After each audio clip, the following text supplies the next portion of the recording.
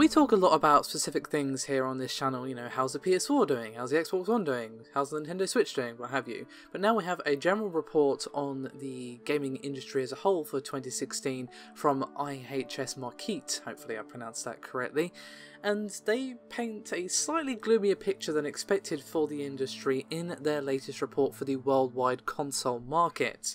And according to them, the market shrunk by 2.5% in 2016, which actually paints a picture of a consumer spend figure of 34.7 billion across hardware, services and of course content itself. Now you might be wondering, well, what actually caused this? Well, it's a mixture of things, as is usually the case when it comes to anything sales related. It was both a lower volume of console hardware sales and the falling prices of that hardware. Now the prices actually fell to 10.5 billion in 2016, a fall of 18% year on year. However, they are expecting better news for 2017. They are expecting the industry to bounce back rather nicely with the Nintendo Switch coming out, and of course we are seeing tons of growth in the digital console business, as I myself have discussed quite recently actually. If you want to check out that video, it should be in the link.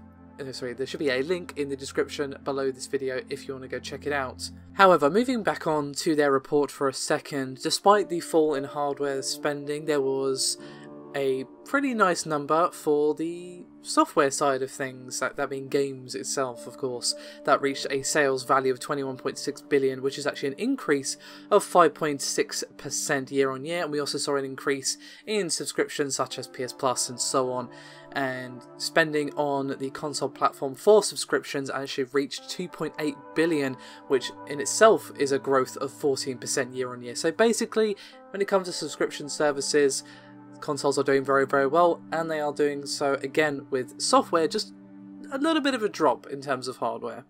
Now let's talk a bit more specifically for a second as they spoke on who had the market dominance for 2016, and unsurprisingly, given that they were often the victor in NPD's monthly sales reports, Sony was of course had the lion's share of the console market, but it was 57% share of that very same market, and they contributed 19.7 billion of spending on hardware, games and services. But let's break that figure down a little bit, shall we, as 17.8 billion came directly from the PS4, giving the console 51% share of the total console markets. The PS4 was also responsible for double the sales value of hardware, content and yada yada yada compared to the Xbox One, and of course ended the year on a very, very strong indeed 53 million units of install base compared to the Xbox One's 27.6 million.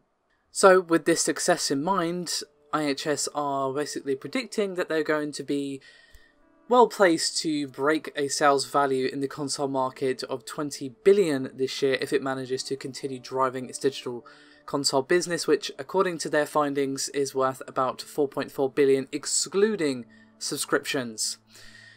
Now of course Nintendo were on a bit of a downward slope before the Switch release, but it seems that they are also seeing a bit of a rosier turn of things according to their data, as they could potentially reach a market sales value of 5 billion by the end of 2017, while the forecast for Microsoft is $10 billion.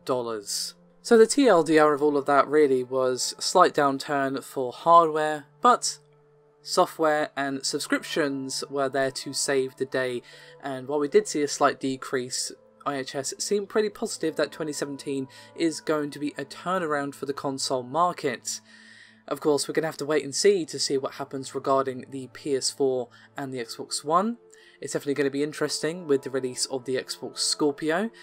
Of course, if that hardware is as impressive as they say, and if they have the games to back it up, then, you know, we could be having a very different tale on our hands this time next year. And while we're on the subject of Sony, we have the end of an era, as after a decade on the market, the production of the PlayStation 3 is ending soon, as the official PlayStation website has signalled the end of the console's production in Japan, which will most likely mean the end of production for the system everywhere else.